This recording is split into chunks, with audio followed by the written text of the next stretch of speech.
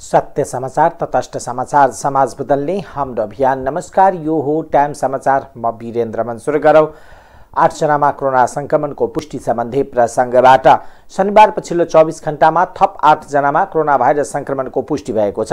PCR र antigen गरी 1969 जनाको नमुना परीक्षण गर्दा 8 जनामा संक्रमणको पुष्टि भएको स्वास्थ्य तथा जनसंख्या मन्त्रालयले जनाएको छ। थप 15 जना निको भएसँगै सक्रिय संक्रमितको संख्या 114 मा झरेको छ। संक्रमणका कारण पछिल्लो 24 घण्टामा कसैको पनि ज्यान गएको छैन। थप 1,04,534 जनाले कोरोना विरुद्धको खोप लगाएको मन्त्रालयले जनाएको छ।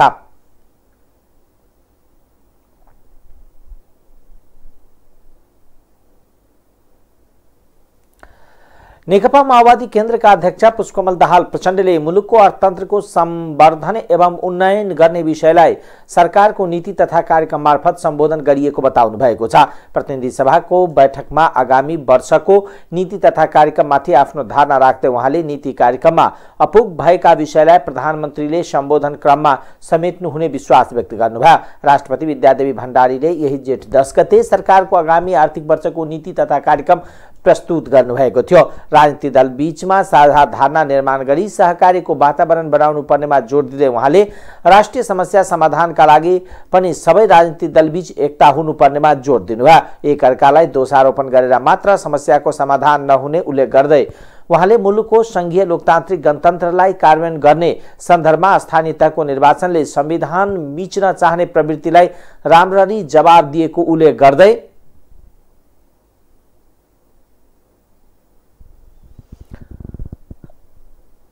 उहाँले संघर्ष र बलिदानबाट प्राप्त भएको उपलब्धिलाई जोगाउन जुन स्तरको तत्परता देखा पर्यो त्यसले सहज वातावरण निर्माण भएको बताउनुभयो। उहाँले स्थानीय तहको निर्वाचन एकै चरणमा नै सफल बनाउन लाग्न सरकार, राजनीतिक दल, मतदाता एवं सबै वर्ग समूह तथा नागरिक समाजलाई धन्यवाद दिनुभयो।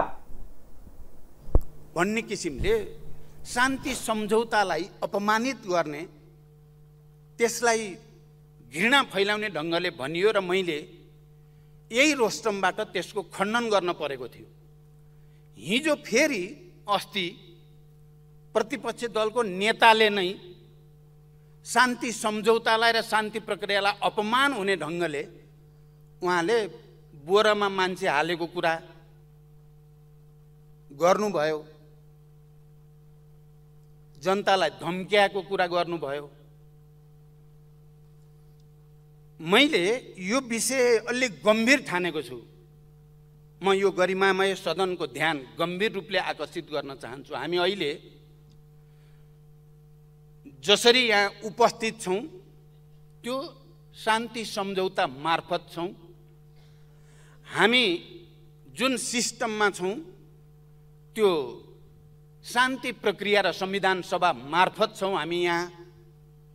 र हामी सबैले 12 बुँदे समझदारी हुँदै शान्ति सम्झौतामा यही हलमा बसेर, यो ऐतिहासिक सम्झौता भनेको होइन, 12 बुँदे समझदारी बनाउँदा तात्कालीन नेकपा माओवादीसँग कुराकानी गरेर संविधान सभा र शान्ति सम्झौताको कुरा गर्ने र शान्ति प्रक्रियालाई सकारात्मक ढङ्गले टुङ्ग्याएर संघीय लोकतान्त्रिक गणतन्त्रसम्म जाने कुरा गर्ने साथीहरूले आज आएर हिजोका कुरा, जबकि हामी एउटा संविधानमा सर्वसम्मत ढङ्गले आइसकेका छौँ, हामी एउटा प्रक्रिया र प्रणालीमा केन्द्रित भएर अगाडि जान खोजिरहेका छौँ, फेरि त्यो कुरा किन उठाइएको छ? मैले यदि शान्ति सम्झौतालाई अपमानित गर्ने, यो संघीय लोकतान्त्रिक गणतन्त्रलाई अपमानित गर्ने प्रवृत्तिका साथीहरूलाई तपाईहरू टाउको काट्ने मान्छे होइन, तपाईहरू हत्याराको रूपमा जेल बसेको होइन भने के हुन्छ? त्यो भन्नु जायज हुन्छ? मलाई लाग्छ त्यो भन्नु बिल्कुल जायज हुँदैन। अहिले परिस्थिति नितान्त भिन्न भइसकेको छ। हामीले ती कुरालाई पटक पटक एकले अर्कालाई अपमानित गर्ने ढङ्गले, एकले अर्कालाई निषेध गर्ने ढङ्गले लियौँ भने हामी यो सिस्टम र यो सिस्टम मार्फत नेपाली जनतालाई हामीले जे दिन खोजेका छौँ त्यो दिन सकिने छैन। भरतपुर चितवनको सन्दर्भमा मैले मतदातालाई धम्क्यायो र धम्क्याएर चाहिँ मत लिने कोसिस गर्यो भनेर यहाँ प्रतिपक्षी दलको नेताले बडो चाहिँ व्याख्यासहित भन्नुभयो। म अरू कुरा त भन्न चाहन्न, मैले खालि के चाहिँ भनेको र म दोहोऱ्याएर भन्न चाहन्छु भने हामी नेकपामै थियौँ, हामी नेकपाको नेतृत्वमा नै देश समृद्धिको यात्रामा अगाडि बढोस् भन्ने चाहन्थ्यौँ हामी र नेकपा अत्यधिक राम्रो बहुमतमा पनि थियो। त्यसको रक्षाको निम्ति आफ्नो भागको त्याग हामीले गरेका पनि थियौँ। तर पार्टीभित्र र सरकारको तर्फबाट गरिएका जनविरोधी कामहरूको आलोचना जब पार्टीभित्र हुन थाल्यो, अहिले त यो नीति कार्यक्रम गठबन्धन सरकारको नीति कार्यक्रमको रूपमा यहाँ प्रस्तुत छ। त्यति बेला नेकपाको एक्लै पार्टीको नीति कार्यक्रम र बजेट प्रस्तुत हुँदा त्यो बजेट हामीले निर्वाचनको बेलामा घोषणापत्रमा जे कुरा भनेको त्यसको ठिक उल्टो आयो भनेर नेकपाकै सांसदले बोल्नुपर्ने स्थिति हिजो बनेको होइन। कसको कारणले त्यस्तो भयो? हामीले जनताको अगाडि घोषणापत्रमा जे भन्यौं नीति कार्यक्रम ल्याउँदा सरकारको तर्फबाट न कहीँ छलफल न कहीँ बहसको परिस्थितिबाट हामी गुज्रेको होइन। अब त्यसबारे पार्टीभित्र बहस भयो, विवाद भयो र पार्टीभित्र अत्यधिक बहुमत सदस्यद्वारा त्यसको आलोचना हुन थाल्यो, विरोध हुन थाल्यो, अनि सदन विघटन गरिएको होइन। के त्यसको निम्ति छ? कसले त्यसलाई कमजोर पार्ने उद्देश्यद्वारा प्रेरित छ? सवाल त्यहाँनिर हो। यी दुईटा गठबन्धन त बने। मैले भने यो गठबन्धन कमजोर भयो भने फेरि पनि अहिले त यो राम्रो कुरा भयो, सदन अवरोध हट्यो, हामीले मजाले छलफल गर्न पायौँ नीति कार्यक्रममाथि, बजेटमाथि। यसको लागि त म प्रतिपक्षलाई धन्यवाद नै भन्न चाहन्छु। तर अस्तिसम्म यो सदनलाई अवरोध गरिरहेको परिस्थितिमा र गठबन्धनको जस्तो ढाँचा काँचा तपाईहरुले बनाउनु भयो प्रतिपक्षको तर्फबाट, त्यो ढाँचा काँचा हेर्दा हामीले यो भन्नै पर्थ्यो जनतालाई, यदि यो हाम्रो गठबन्धन कमजोर भयो भने देश फेरि पनि दुर्घटनामा जान सक्छ। त्यसैले गठबन्धनलाई बलियो बनाउन अपिल गर्ने कुरा र जनतालाई त्यसको निम्ति सावधानी गराउने कुरा कहीं धम्की हुन्छ र? मैले त सोचेको थिएँ यतिका धेरै भइसक्यो, हाम्रो प्रतिपक्षी दलको नेता जसलाई मैले नै सहयोग गरेर माओवादी केन्द्रकै सहयोगमा प्रधानमन्त्री हुनुभयो, उहाँ एक्लै भएको छु भन्ने ठान्नु भएको छ भने त्यो भ्रम हटाइदिनुहोस्। तपाईँ एक्लै प्रधानमन्त्री हुनुभएकै छैन। पहिलोचोटि पनि माओवादी केन्द्रको तपाईँको भाषामा बैशाखी टेकेर हुनुभयो हो, दोस्रो पटक हाम्रो पनि भोट लिएर हुनुभयो हो। अब भएर देखाउनुहोस् त, अबको चुनावबाट देखाउनुहोस्, तपाईँलाई मानिन्छ, तपाईँ एमालेको प्रधानमन्त्री हुनु होला। नेकपा एमालेका अध्यक्ष केपी शर्मा ओलीले पार्टीभित्र आन्तरिक रूपमा लज्जास्पद हार बेहोरेको संश्लेषण गर्ने संसदमा आएर सरकार र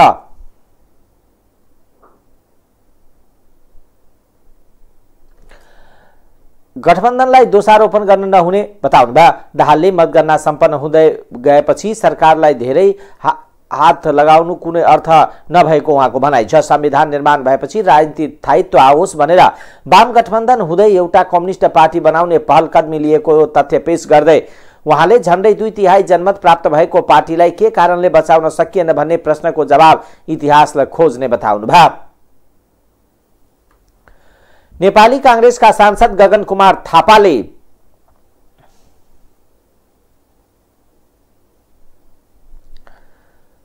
प्रश्नको जवाब दिन सकिने तर आवेग र कुण्ठामा सहानुभूति मात्र दिन सकिने बताउनु भएको छ। नेकपा एमालेका अध्यक्ष केपी शर्मा ओलीले संसदमा गर्नुभएको सम्बोधनको बारेमा टिप्पणी गर्दै उहाँले यति बेला हामीले सुनिदिनुपर्छ, कुन स्थानमा कसरी जवाब दिने हामी पछि गरौला। प्रमुख प्रतिपक्षी दलका नेताले नीति तथा कार्यक्रममाथि आफ्नो धारणा राख्ने क्रममा गलत विषयलाई उठाएको भन्दै संसदमा थापाले प्रश्नको उत्तर दिन हुने भए पनि आवेग र कुण्ठाको कुनै उत्तर नहुने बताउनुभयो। प्रमुख प्रतिपक्षी दलका नेताले रनथनीको बेला आफ्ना धारणा राख्नु भएको टिप्पणी गर्नुभयो। उहाँले कहाँ बोल्ने, कहिले बोल्ने भन्ने कुरा बोल्ने हेक्का राख्नु पर्दछ। उहाँले निर्वाचन हुँदैन भनिएको थियो, शानदार रूपमा सम्पन्न भएको उल्लेख गर्दै उहाँले बाजुराको बुढी गंगामा स्थगित भएको निर्वाचनको पनि निर्वाचन आयोगले प्रक्रिया अगाडि बढाउने तयारी गरेको जानकारी दिनुभयो। प्रमुख प्रतिपक्षी दल नेकपा एमालेका सांसद विष्णुप्रसाद पौडेलले सरकारको नीति तथा कार्यक्रमलाई दिशाहीन र उद्देश्यहीन रहेको टिप्पणी गर्दै खोक्रो र सारहीन रहेको बताउनुभयो। यही जेठ 10 गते राष्ट्रपति विद्यादेवी भण्डारीले प्रस्तुत गर्नुभएको आर्थिक वर्षको नीति तथा कार्यक्रममाथि प्रतिनिधि सभामा जारी छलफलमा भाग लिँदै उहाँले कार्यक्रम आर्थिक सङ्कटलाई समाधान गर्न कुनै मार्ग प्रशस्त गर्नेतर्फ केन्द्रित नभएको आरोप लगाउनुभयो। स्थानीय सरकारलाई हामी सहयोग गर्छौँ। स्थानीय सरकारलाई खास गरिकन यो विस्तृतीकरण प्रतिवेदनको पुनरावलोकन गर्छौँ, राजस्व परिचालन गर्ने कुराको सन्दर्भमा सहयोग गर्छौँ र संविधानको अनुसूचीमा जुन अधिकारहरू स्थानीय सरकारले प्रयोग गर्ने भनेर लेखिएको छ त्यसका निम्ति कानुनहरू जुन नबनाइयो, विगतमा मापदण्ड बनाइएन, जसले गर्दा स्थानीय सरकारले काम गर्ने अधिकार हुँदा पनि काम गर्न सकेनन्, हामी त्यसमा सहयोग गर्छौँ भनेर भनेको छ।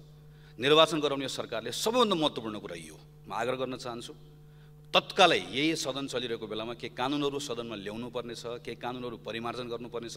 स्थानीय सरकार एक्लैले मात्र काम गर्न सक्दैन। उदाहरणको लागि काठमाडौँको 4 स्थानीय सरकारले गर्छु भन्दा भन्दै पनि सङ्घको सरकारले यसमा मद्दत नगर्दै गर्दा यो काम गर्न सकिन्न। त्यसैले यत्रो निर्वाचनपछि आएको स्थानीय सरकारलाई सहयोग गर्ने कुराको सन्दर्भ इच्छा शक्ति मात्र, नियत मात्र होइन, केही काम गर्नुपर्नेछ, कानुन संशोधन गर्नुपर्नेछ, कानुन बनाइदिनु पर्नेछ। सरकारले आफ्नो नीतिमा यसलाई प्रस्तुत गरेको छ, यसलाई तत्काल कानुनमा लिएर जाओस्, मेरो आग्रह छ। मङ्सिरमा हामी निर्वाचन गराउँछौँ। यो मङ्सिरसम्मको अवधिमा सन्तुलित परराष्ट्र नीतिका आधारमा आफ्नो अन्तर्राष्ट्रिय व्यवहार सरकारले गर्छ भन्ने विश्वास व्यक्त गर्छु। मुख्य कुरा भनेको यो हाम्रो अर्थतन्त्रको जुन अवस्था छ यो समस्याग्रस्त मात्र होइन, एक प्रकारले सङ्कटमा फस्न थालिसकेको छ। आन्तरिक र बाह्य कारणको कारणले गर्दा जोखिम बढ्यो भने त्यो जोखिमलाई वहन गर्न सक्ने भनेको छ, बढ्यो भने होइन। सामान्य सभाको महोदय, जोखिम आइसक्यो, यो जोखिमलाई सम्बोधन गर्ने कुरामा सबैभन्दा बढी सरकारको ध्यान यसमा जानुपर्ने छ। देशको हामीले घाटा नाफाको कुरा गरेको जस्तै परिवारको पनि छ। प्रत्येक परिवार आजको दिनमा सिङ्गो देशको आम्दानी कति छ खर्च भनेको जस्तै परिवारको पनि आम्दानी बढेको छैन, खर्च बढेको बढेछ। पेट्रोलियम पदार्थको मूल्य वृद्धि हाम्रो आफ्नो नियन्त्रण मात्र छैन। प्रति ब्यारल करिब चाहिँ $70 भएको ठाउँमा अहिले $117 पुगेको छ। तर यो भनिरहँदै गर्दा जसरी हामीले भारत सरकारले गरेको हेऱ्यौँ, यो बेलामा यदि पेट्रोलियम पदार्थको मूल्य वृद्धिको चाप जुन आम नागरिकलाई परेको छ यसमा हामीले कहीँ न कहीँ छुट दिएर, त्यो छुट आयल निगमले पाउने छुट आफ्नो ठाउँमा छ, त्यो आफै घाटामा छ, तर नागरिकले पनि पाउने गरिकन गरेनौँ भने यसले आकाशीय जुन मूल्य वृद्धि छ त्यो परिवारले थ्याक्न सक्दैन। त्यहाँ राहत उसले प्राप्त गर्ने अवस्था हुनुपर्छ। हामी यत्रो धेरै किसानहरूको देश छ। म सम्माननीय सभाको महोदय मार्फत अहिले सरकारले ध्यान आकर्षण गराउन चाहन्छु, मलको अवस्था नाजुक छ। हामीले मागमै सम्माननीय प्रधानमन्त्रीलाई पनि भेटेर ध्यान आकर्षण गराएको, सम्बन्धित मन्त्रालयलाई पनि भनेको, यो मलको कुरा तलमाथि हुन साथै यसले जुन खालको हाम्रो उत्पादकत्वमा असर गर्छ त्यसले धेरै ठुलो परिवारलाई फेरि अहिले भने जस्तै फेरि त्यसले महँगी बढाउने हो। करिब घन्टौँको एउटा लामो गन्थन प्रस्तुत भइसके पछाडि मलाई केही साथीहरूले भन्नुभयो यो गन्थनमा व्यक्त भएको प्रत्येक कुराको उत्तर दिनुपर्छ। मैले साथीहरूलाई भने प्रश्नको उत्तर हुन्छ, विचारमा टिप्पणी हुन्छ, प्रतिक्रियामा सहमति व्यक्त हुन्छ, असहमति व्यक्त हुनसक्छ, तर कुण्ठामा त्यस्तो केही पनि हुँदैन। कुण्ठामा केवल सहानुभूति मात्र प्रकट हुन्छ। त्यसैले यो बेलामा साथीहरूले भन्नुभयो घन्टौँ बसेर बोल्ने, मैले भने यतिखेर रन्थनिएको बेलामा बसेर उठेर सुतेर जसरी बोल्न दिए पनि हुन्छ, पलटी कसेर बोले पनि हुन्छ, एक खुट्टामा टेकेर बोले पनि हुन्छ। अहिले हामीले सुनिदिनुपर्छ, कहाँ बोल्ने कहिले बोल्ने भन्ने बोल्नेले हेक्का राख्ने कुरा हो। हामीले केवल विचार भन्न सक्छौँ, यति मात्रै हो।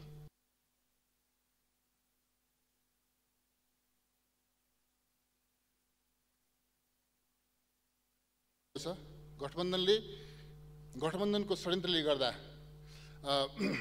फेरि एकपटक मुलुक र जनतामाथि गम्भीर धोका भएको छ। सम्मानित सदन समक्ष प्रस्तुत गरिएको नीति तथा कार्यक्रममा पनि धोका र षड्यन्त्रका प्रतिबिम्बहरू देखिन्छन्। यो नीति तथा कार्यक्रम गठबन्धन सरकार जस्तै दिशाहीन, उद्देश्यहीन, गन्तव्यहीन छ। इतिहासकै सबभन्दा कमजोर, मुलुकको समस्या नचिनेको, समाधान दिन नसक्ने खोक्रो र सारहीन छ। यसबाट सम्मानित सदनको समय बर्बाद गर्ने बाहेक अन्य कुनै उपलब्धि हुन सक्दैन। सभामुख महोदय, सङ्कटोन्मुख अर्थतन्त्र मुलुकको यति बेलाको सबैभन्दा ठुलो समस्या हो, चुनौती हो। तर यो नीति तथा कार्यक्रम मुलुकको आर्थिक सङ्कटका प्रति बेखबर छ। मुलुकमा विद्यमान आर्थिक सङ्कट समाधान गर्ने तत्परता र इच्छा शक्तिका साथ नीति तथा कार्यक्रम प्रस्तुत हुनुपर्ने थियो। तर सरकार सङ्कटोन्मुख अर्थतन्त्रका बारेमा चालै नपाएको जस्तो गरेर अर्थतन्त्र सामान्य अवस्थामा रहेको जस्तो गरेर प्रस्तुत भएको छ। यो सरकारसँग मुलुकको अर्थतन्त्रलाई कुशलतापूर्वक नेतृत्व गर्ने र सफलतापूर्वक सञ्चालन गर्ने अपेक्षा गर्न सकिँदैन थियो भन्ने कुरा सरकारको गैर जिम्मेवार प्रस्तुति र अर्थतन्त्रमाथिको खेलवाडबाट पुष्टि हुन्छ। छिमेकी र अन्य मित्र राष्ट्रहरू तथा अन्तर्राष्ट्रिय समुदायसँग नेपालको हित अनुकूल आर्थिक सम्बन्ध विस्तार गर्न सरकारसँग कुनै नीति तथा कार्यक्रम छैन। अर्थतन्त्रलाई आत्मनिर्भर र प्रतिस्पर्धी कसरी बनाउने, आर्थिक वृद्धि दर कसरी उच्च बनाउने कुनै योजना छैन। यसले आर्थिक वृद्धिका स्रोतहरू र मुख्य क्षेत्रहरूलाई पहिचान गर्न सकेको छैन। रियल सेक्टरमा उत्पादन र उत्पादकत्व कसरी बढाउने, प्रतिस्पर्धी कसरी बनाउने, दिगो कसरी बनाउने नीति तथा कार्यक्रमले प्रस्ताव गर्न सकेको छैन। औद्योगिक क्षेत्रका समस्या, अवसर र कार्यान्वयनका रणनीतिहरू पहिचान नै गर्न सकेको छैन भने समाधानका कार्ययोजना ल्याउन सक्ने कुरै भएन। मेक इन नेपाल र मेड इन नेपाललाई गोलमटोल गरेर प्रस्तुत गरिएको छ। सरकारले यी अवधारणाहरू बुझ्नै सकेको छैन। इनपुट स्वदेशमै हुनुपर्ने, इनपुट आयात गर्नुपर्ने, स्वदेशी उत्पादन आन्तरिक उपभोगका लागि वा निर्यात प्रयोजनका लागि केमा कति भ्यालु एड गरेर गर्ने हाम्रो प्राथमिकता के हो? यसमा सरकार अल्मलिएको छ। सरकारले निजी क्षेत्रलाई हतोत्साहित बनाएको छ, त्रासमा राखेको छ, लगानी निरुत्साहित भएको छ। निजी क्षेत्रलाई आर्थिक वृद्धि र विकासका लागि उत्साहित बनाउन कुनै कार्यक्रम प्रस्ताव गर्न सकेको छैन। सभामुख महोदय, सरकारसँग डेभलपमेन्ट डेलिभरी विकास व्यवस्थापनको कुनै कार्यक्रम नै छैन। कुन विकास आयोजनालाई प्राथमिकता दिने, कसरी सम्पन्न गर्ने सरकार कार्ययोजना विहीन छ। आश्चर्यको विषय त के छ भने विकासका लागि फिस्कल पोलिसी र मोनिटरी पोलिसी एक अर्काका सहयोगीका रूपमा अगाडि बढाउनु पर्ने, एक अर्कालाई सफल बनाउन सहयोगी हुनुपर्नेमा यी दुई नीतिका बीचमा कुनै तालमेल छैन। बरु उल्टी पारस्परिक द्वन्द्व सृजना गरिएको छ। अर्थ मन्त्रालय, नेपाल राष्ट्र ब्याङ्क र राष्ट्रिय योजना आयोगका बीचमा कुनै समन्वय र समझदारी देखिँदैन। यिनीहरू बीचको आपसी द्वन्द्व सार्वजनिक भइरहेको छ। जुन नबनाइयो विगतमा उहाँले औद्योगिक क्षेत्रका लागि कार्यक्रम नभएको, निजी क्षेत्रलाई हतोत्साहित बनाएको, विकास व्यवस्थापनको कार्यक्रम नभएको, मौद्रिक र वित्तीय नीतिमा तालमेल नभएको, नियामक निकायमाथि हस्तक्षेप गरिएको आक्षेप समेत लगाउनुभयो। नेकपा माओवादी केन्द्रका सांसद गजेन्द्र बहादुर महतले प्रमुख प्रतिपक्षी दल नेकपा एमालेलाई सभामुख मार्फत संसदमा तालाचाबी बुझाएका छन्। एमाले अध्यक्ष केपी शर्मा ओलीले संसदमा 3 घण्टा लामो सम्बोधनपछि सत्तापक्षको सांसदहरूले त्यसको जवाब दिएपछि एमालेले संसद अवरोध गरेपछि व्यङ्ग्यात्मक संसदमा तालाचाबी बुझाएका उहाँले एमाले प्रति कटाक्ष गर्दै प्रतिपक्षीको हरकत हेर्दा बोल्न पाइँदैन जस्तो लागेको छ।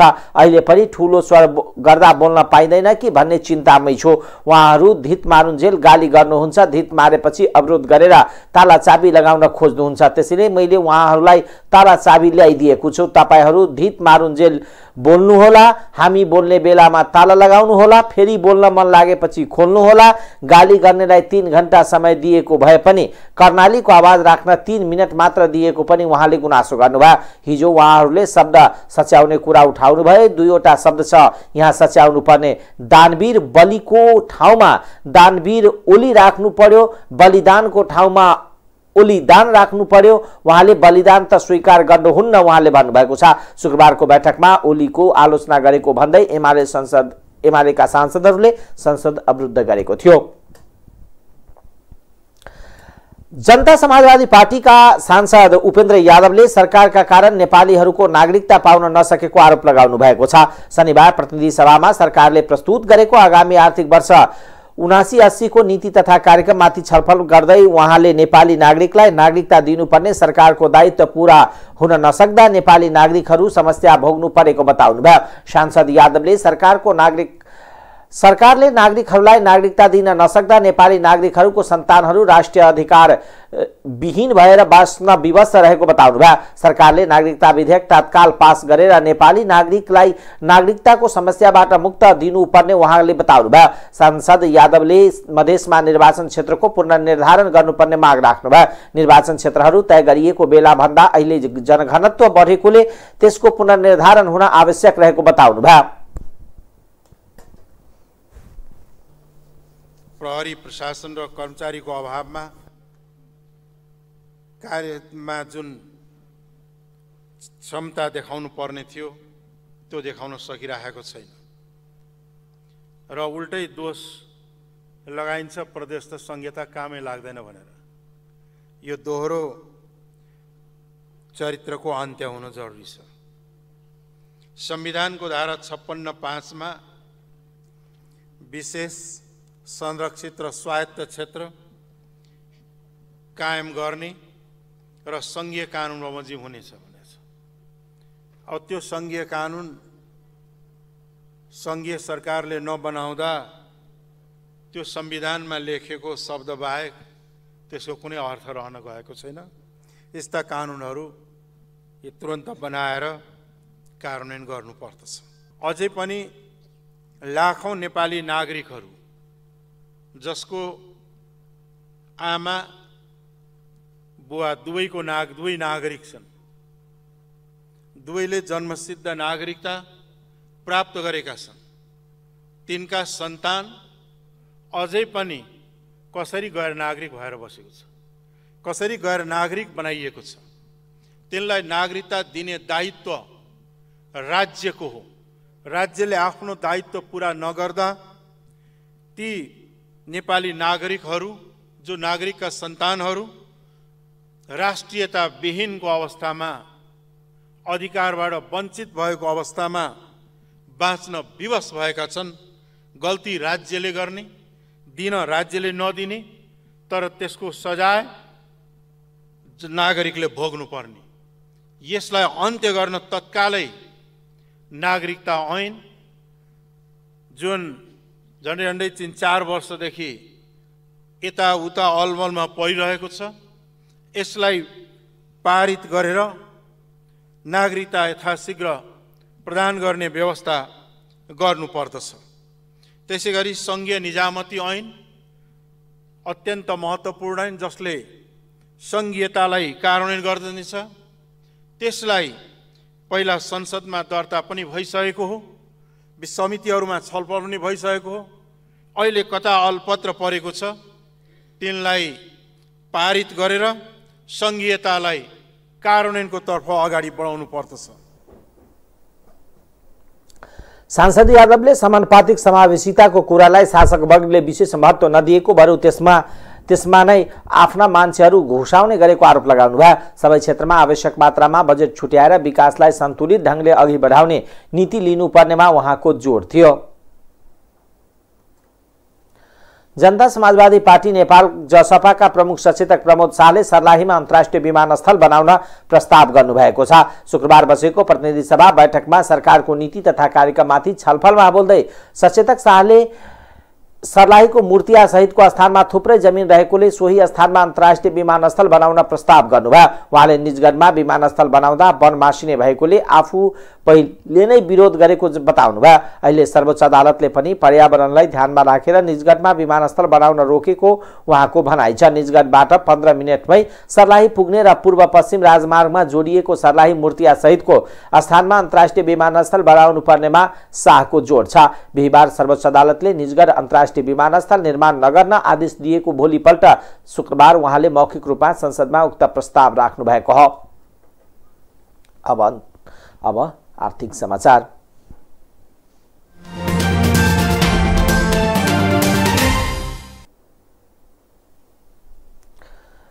वीरगंज भन्सार कार्यालयले चालू आर्थिक वर्ष 78-79 को 10 महिनामा 1,70 करोड रुपैयाँ राजस्व उठाएको छ। आयात निर्यात कारोबार हिसाबले सबैभन्दा ठूलो वीरगंज भन्सारले उठाएको यो रकम निर्धारित लक्ष्य भन्दा बढी हो। चालू आर्थिक वर्ष साउनदेखि वैशाखसम्मको लागि यो भन्सारले 3,68 अर्ब रुपैयाँ राजस्व उठाउन पाइएकोमा लक्ष्यको 101% राजस्व सङ्कलन भएको वीरगंज भन्सार कार्यालयका प्रमुख भन्सार अधिकृत हरिहर पौडेलले बताउनुभयो। आयाततर्फको भन्सार महसुल लक्ष्य भन्दा कम उठेको पनि मूल्य वृद्धि कर र पूर्वाधार कर बढी उठेकोले समग्र राजस्व लक्ष्य भेटिएको भन्सारले बताएको छ। भन्सार महसुल 61 अर्ब 81 करोड रुपैयाँ सङ्कलन गरेको कार्यालयले 68 अर्ब 74 करोड रुपैयाँ मूल्य वृद्धि कर र 13 अर्ब 71 करोड पूर्वाधार कर उठाएको छ। सरकारले इन्धनको आयातमा पूर्वाधार कर असुल्दै आएको छ। गाडी आयातमा गरिएको कडाईका असर भन्सारले उठाउने अन्तशुल्कमा देखिएको छ। 10 महिनामा 17 अर्ब 31 करोड रुपैयाँ अन्तशुल्क उठेको छ। यो लक्ष्यको तुलनामा 30% कम भएको पौडेलले जानकारी दिनुभयो। गाडी आयात अन्तशुल्कको मुख्य स्रोत भएको मुख्य भन्सार अधिकृत पौडेलको भनाइ छ। वीरगंज भन्सारबाट भित्रिने मुख्य वस्तु इन्धन, गाडी, औद्योगिक कच्चा पदार्थ हुन्। निकासीतर्फ अहिलेसम्म प्रशोधित खाने तेल, कपडा, धागो, कोक, स्प्राइट, पिना लगायतका उत्पादन भएको भन्सारको तथ्याङ्कले देखाउँछ। अब अन्तर्राष्ट्रिय समाचार।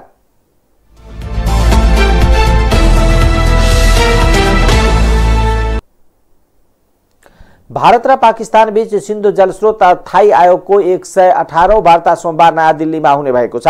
वार्तामा जलविद्युत आयोजनामा पानीको समस्या बारेमा छलफल हुनेछ। प्रधानमन्त्री शहबाज शरीफले अनुमोदन गरेको पाकिस्तानको 5 सदस्यीय प्रतिनिधिमण्डल सोमबार नयाँ दिल्ली पुग्ने र तथा दुवै पक्षले सिन्धु जल सन्धिको मुख्य परियोजनामा छलफल गर्नेछ। दुवै पक्षले बाढीको समग्र अग्रिम सूचना र सिन्धु जलस्रोत थाई आयोगको वार्षिक प्रतिवेदनमा पनि छलफल गर्नेछ। त्यसैगरी सिन्धु जल सन्धिका धारा 9 अन्तर्गत 1000 मेगावाटको पाकल दुल, 48 मेगावाटको तल्लो काल नै र 624 मेगावाटको किरु आयोजना निर्माण बारे विचार विमर्श गर्ने अपेक्षा गरिएको छ। पाकिस्तान प्रतिनिधिमण्डल बाघा नाका हुँदै नयाँ दिल्ली पुग्ने सोमबार र मंगलबार भारतीय अधिकारीहरूसँग बैठक सकेर बुधबार स्वदेश फर्किने कार्यक्रम रहेको छ। पाकिस्तानी आयुक्त सैयद मेहर अली शाहको नेतृत्वको प्रतिनिधिमण्डल आइतबार भारत प्रस्थान गर्नेछ। युक्रेनका राष्ट्रपति वोलोदिमिर जेलेन्स्की र फिनल्यान्डका प्रधानमन्त्री सान मारिन बीच भेटवार्ता भएको छ। युक्रेन भ्रमणमा रहेका फिनल्यान्डका प्रधानमन्त्री मारिनले जेलेन्स्कीसँग राजधानी कियभमा भेटवार्ता गर्नुभएको हो। उहाँहरूबीच युरोपेली देशको आपसी सम्बन्ध र सहकारीका बारेमा छलफल भएको छ। युक्रेनमा रुसले आक्रमण गरेपछि अवस्था निकै खराब बन्दै गएको छ।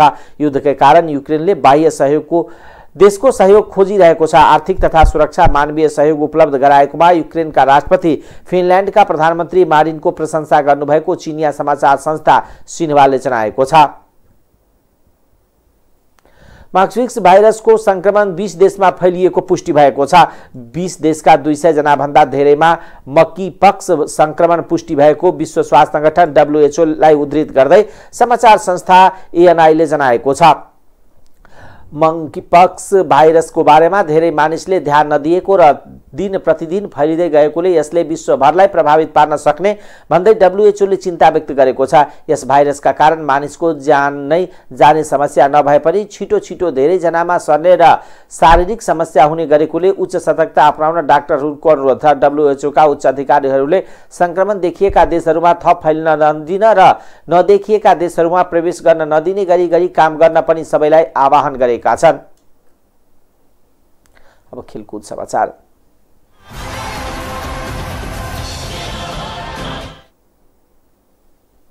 अमेरिकामा आयोजना हुन लागेको ICC विश्वकप लिग 2 अन्तर्गत प्रतियोगिता त्रिकोणात्मक एक दिवसीय श्रृङ्खलाका लागि नेपाली टोली शनिबार बिदाई गरिएको छ। टोलीलाई युवा तथा खेलकुद मन्त्री महेश्वर जंग, गहतराज क्यानका अध्यक्ष चतुरबहादुर चन्द लगायतको टोलीले बिदाई गरेको हो। बिदाई कार्यक्रममा बोल्दै नेपाली टोलीका कप्तान सन्दीप लामिछानेले तयारी राम्रो भएकोले नतिजा पनि राम्रो आउने विश्वास व्यक्त गर्नुभयो। हामी नेपाली भएर क्रिकेट मार्फत गर्दैछौँ, त्यसैले सबै साथीहरूले हाम्रो देशको स्वाभिमान, हाम्रो देशको गरिमा र हाम्रो देशको पहिचानलाई तपाईहरुले एकदम शिरमा राखेर नेपाली माटो सम्झेर नेपाली करोडौं क्रिकेटका समर्थकहरूलाई सम्झेर आम नेपालीलाई सम्झेर र हाम्रो विरासत जसलाई हामी गोर्खा साहस भन्छौँ हाम्रो साहसलाई सम्झेर त्यसलाई आत्मसात गरेर तपाईहरुले त्यहाँ उत्कृष्ट विगतका समस्याहरूलाई हाम्रो देश महान छ र हामी महान छौँ र हाम्रो देशलाई महान बनाउनु पर्छ भन्ने सोच मात्रै राख्नुपर्छ नै हो। क्यानले जे खेल सञ्चालन गर्छ जे प्रतियोगिता जे इभेन्ट्स गर्छ त्यो नै आधिकारिक हो। त्यसमा एउटा ठुलो उपलब्धि हो भन्ने चाहिँ सबैको एउटा भनाइ छ, तर सायद म चाहिँ त्यो भन्दा पनि टाढाको एउटा सोच राख्ने मान्छे हो। मेरो ख्यालले चाहिँ अमेरिका नेपाल आउनु र नेपाल अमेरिका जानु it's either way it's win win situation for everybody.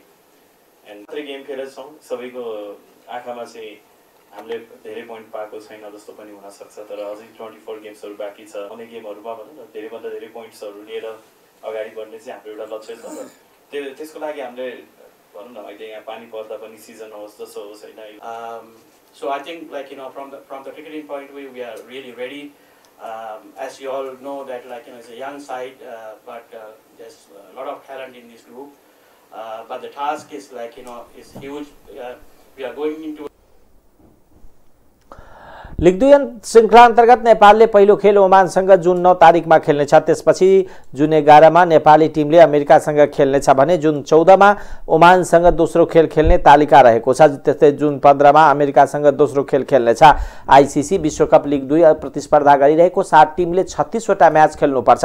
12 खेल खेलेको नेपाल अहिले 6औं स्थानमा छ। पपुवा न्यू गिनी 20 खेलमा प्रतिस्पर्धा गर्दा एक मात्र जित निकाल्दै 2 अङ्क जोडेर तालिकाको पुछारमा छ। अमेरिका 5औं स्थानमा छ भने नाम्बिया 4औं स्थानमा रहेको छ। 7 मध्ये शीर्ष 3 मा पर्ने टिमले अर्को वर्ष हुने विश्वकप क्रिकेटको छनौटका लागि स्थान बनाउनेछन्। टाइम समाचार अहिलेको लागि यति नै। हेर्दै गर्नुहोला टाइम्स टेलिभिजन। नमस्कार।